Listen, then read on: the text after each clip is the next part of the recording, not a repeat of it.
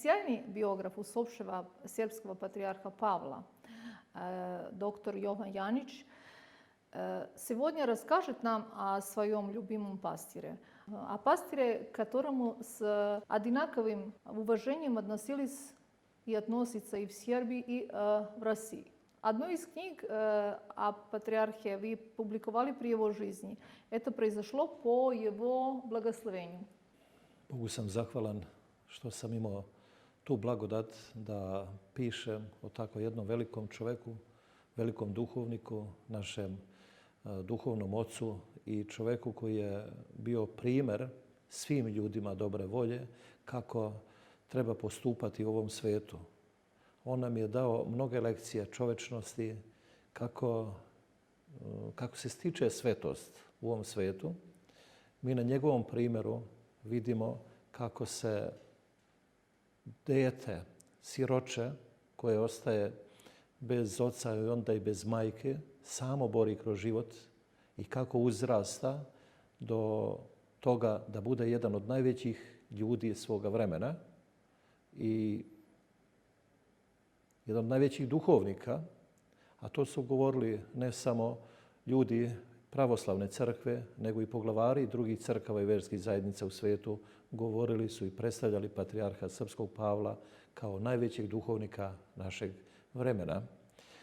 On je to pokazao svojim životom, jer ceo život trudio se i nastojao da duhovno uzrasta, upravo onako kako je i on govorio i kako je nas podučavao da je potrebno da se borimo, da stalno duhovno uzrastamo. I kada neki put pokažemo da nam nešto nije jasno, da ne razumemo, onda on kaže, kada duhovno uzrastete, kazat će vam se. Upravo tako, on je toliko uzrastao da ima odgovore na, rekao bih, mnoga, a možda i sva pitanja ovoga sveta. Za njega nije bilo tajni. A zašto? Zašto je njegova reč bila toliko poučna? Vidite koliko je prošlo godina od kada on nije sa nama telom, a mi ga doživljavamo, ne samo mi u Srbiji, nego, rekao bih, u celoj vaseljeni, pred svega pravoslavnoj, kao da je sa nama, da je naš savremenik. A znate zašto je on savremen? Zato što je svevremen. A on je svevremen zato što je njegova reč naslanjala se na reč Božiju, na reč Evanđelja. On je reč iz Evanđelja primenio u svom životu. On se vladao po toj reči. I zato je njegova reč u saglasju sa Evanđeljem, odnosno sa rečju Božjom. I on je sam se vladao po svojoj reči.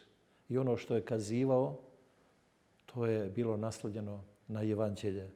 Prilagođeno našem vremenu i našim prilikama. Dakle, on je bio i ostao uvek savremen, jer je njegova reč svevremena. Призыв патриарха Павла всегда оставаться людьми передается будущим поколениям. Эти слова прозвучали благодаря вашей книге во всем христианском мире. Как вы лично понимаете эти слова? Da, te dve reči ja predstavljam kao najkraći zakon u kojem su sažeti svi ljudski zakoni, pa rekao bih čak i Božji zakon od 10 zapovesti. U samo te dve reči budimo ljudi, jer kada kažemo te dve reči budimo ljudi, svi znamo šta to znači i šta se od nas očekuje. Da se vladamo i ponašamo u ovom svetu onako kako smo pozvani našim poslanjem i kako to Bog od nas očekuje. Dakle, da sledimo ono što su najviše vrednosti i onoga sveta, istinu, pravdu i ljubav. Naš Tvorac od nas to očekuje. Što bi rekao odnosno apostol Pavle, nisam slučajno pogrešio, jer patrijarh Pavle se dosta oslanjao na riječ apostola Pavla, a on je govorio da budemo saradnici Božije, a bit ćemo saradnici Božiji ako se budemo vladali i ponašali onako kako naš tvorac, naš nebeski roditelj od nas očekuje. Tako nas je pozivao i patrijarh Pavle. To nije teško.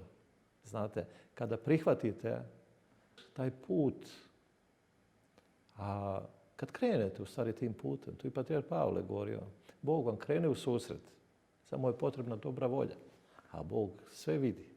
To sve videće oko. Kako je on to govorio, sve videće oko.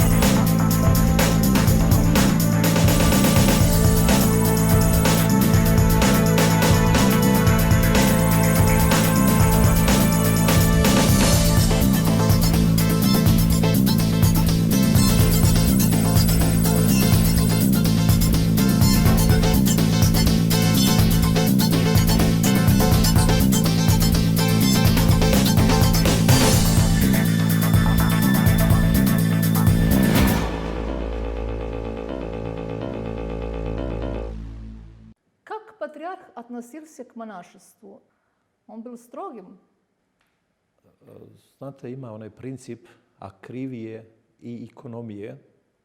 Princip akrivije podrazumeva da se striktno poštujemo zadatih pravila, a princip ekonomije da u datim prilikama snishodimo, da popuštamo. I vidite, tamo gdje je trebalo, on se držao principa akrivije, da bude strogo po pravilima, gdje je moguće.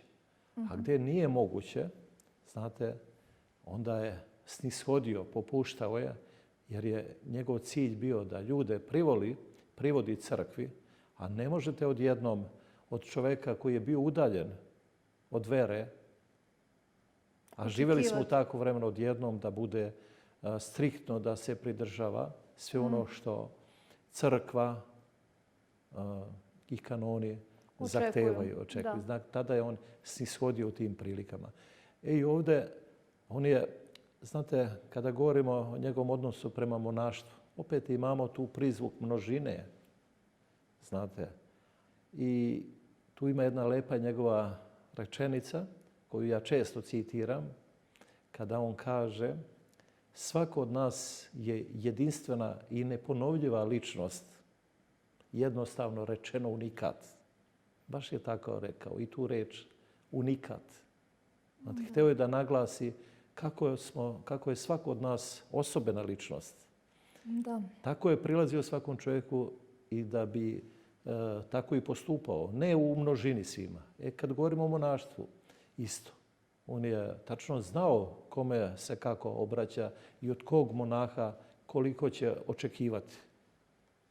Od nekoga više, jer u njemu video spremnost da na veću žrtvu neko nije kadar da za toliku žrtvu, pa je od njega i manja očekivanja ima i možda i negdje popušta u nekim stvarima. Ali je tačno znao koliko od koga valja očekivati. Помимо аскетизма, чем еще патриарх отличался? Da mi ne zamerite, ja izbjegavam tu reč asketizam, a kod njega je sve bila duhovnost. Nebesko. Nebesko primenjeno na zemlji da bi zemaljsko služilo nebesko. I vidite, ili da uzmemo tu našu slovensku reč skromnost, pre bi se reklo o njemu, nego asketizmu. A i tu ja imam ponekad malih prigovora, često gostujem po tribinama pa onda mi kažu da je on bila vidljiva kod njega ta skromnost. Skromno živeo, znate. A ja kažem da je ta njegova skromnost samo je bila spoljna manifestacija njegovog unutrašnjeg bića. Nije on bio skroman da bi bio viđen tako. Ne, njegova skromnost je izvirala iz njegovog bića. On je tako živeo. Znate, njegov princip je bio pouka.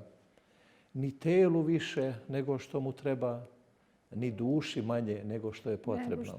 Dakle, sve po meri, i duši i telu. A nikako da dajemo telu više nego što treba duši, ali da ne zanemarujemo ni telo. Znate, jer je telo hram duše naše. Da bi duši bilo komotno, a to je on govorio. Zašto je on brinuo o svom zdravlju? A u stvari da neka to bude njegova reč. Kaže, moram brinuti o telu svome o zdravlju, da bi duši mojoj bilo komotno, ali duša da bude zdrava, da u njoj duh obitava, duh sveti. Dakle, moramo misliti o celini bića svoga, ali ne nikako, napominjem sada, da bismo udovoljavali materijalnom, nego da materijalno služi duhovnom. I kada rekoh malo pre, zemaljskom, da, svakako, mi se ne odričemo zemaljskoga, ali ga koristimo i ono nam je potrebno da bismo se duhovno izgrađivali, da bi se opredelili za to nebesko, za te najviše duhovne vrednosti, da bude u službi toga. Он был во главе народа в самый тяжелый период для государства и для церкви. Как он относился к сербским землям, которые находятся за пределами страны?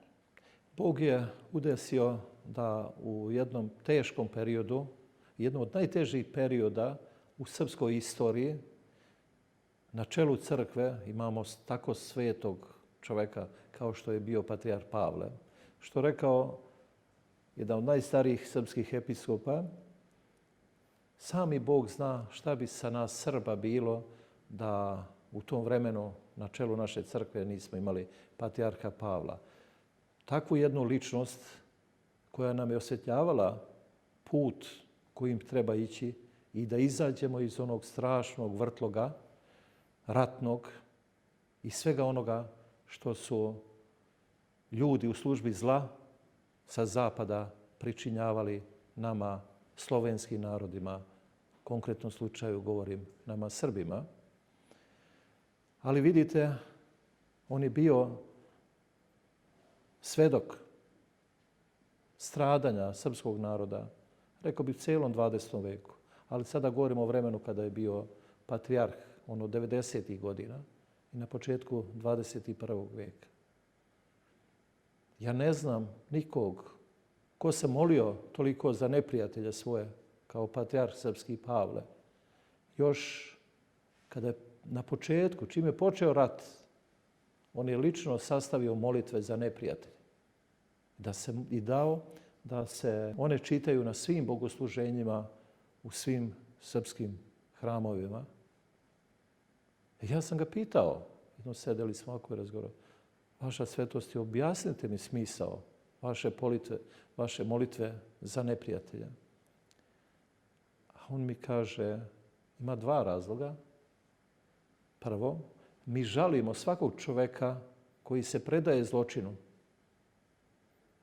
jer on tako strada kao čovek, jer se predaje grijehu, zločinu. Osuđuje sebe na večno stradanje, na propast duše njegove.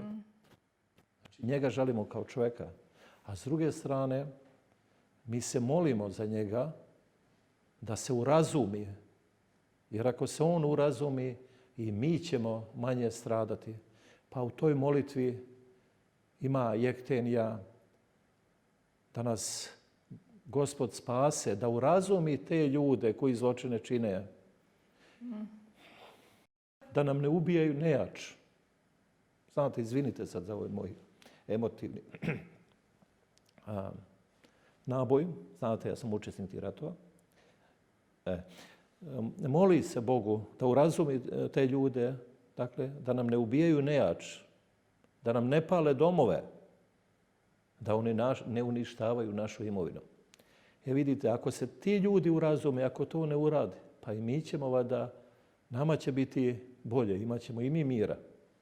Vidite koja je to dubina te misli njegove da napiše takve molitve za neprijatelja, da se moli za njih. Srpska crkva очень много пострадала от коммунистов. Jugoslovenski komunisti imali su perfidniji oblik borbe protiv crkve, a rekao bih protiv duše čovekove, duše naroda, nego komunisti, sovjetski komunisti. U Rusiji i drugim zemljama tadašnjeg Sovjetskog saveza, naravno da su se komunisti surovo obračunavali sa pravoslavnom crkvom i verujućim narodom. I ovdje, kod nas. Ali, doduše, oni nisu toliko rušili hramove kao što su radili u Rusiji. I ovdje je bilo rušenja hramova, ali ne tako masovno. Ali ovdje je išlo na ubijanje vere u ljudima, u dušama njihovih. Evo recimo u Crnoj Gori u hramove su zatvarali stoku. Pretvarali ih u štale. To u Crnoj Gori je najizraženije bilo po tom pitanju. Naravno, bilo je rušenja hramova i po drugim krajevima. Ali tamo toliko su komunisti bili rigidni da su progonili narod, ljude, kada vide da proslavljaju Božić, kada vide ljude sa badnjakom, sa grančicom badnjaka. One starice iz crnogorskih brda, kada pred Božić nemaju čega da žive, pa donesu grančice i malo slame umotani da na pijac negdje u Varoš, da prodaju da bi imali narodu hleba, da deci svoje da kupe hleba. Oni su otimali to od njih i kažnjavali ih. Išli su po kućama na badnje veče. I ako vide, otvarali šporete, i ako vide založenu vatru, 2 prekrštena drveta, hrastova, znali su da je to badnjak. Te ljude su posle progonili. Neke naše najveće duhovnike, svetog vladiku Nikolaja, možda Žičkog i Ohridskog, svetog vladiku Nikolaja Srpskog, kako ga zovu u pravoslavnom svetu, najvećeg hrišćanskog pisca u istoriji, čije delo se može porediti sa delom svetog Jovana Zlatoustog, ako nije čak i prevaziđeno. Dakle, najveći hrišćanski pisac. Njega su osudili kao neprijatelja, saradnika okupatora. Zamislite to, i on nije mogao da se vrati u zemlju. Oca Justina Popovića, jedno od najvećih hrišćanskih mislaca, tvorca čuvene dogmatike,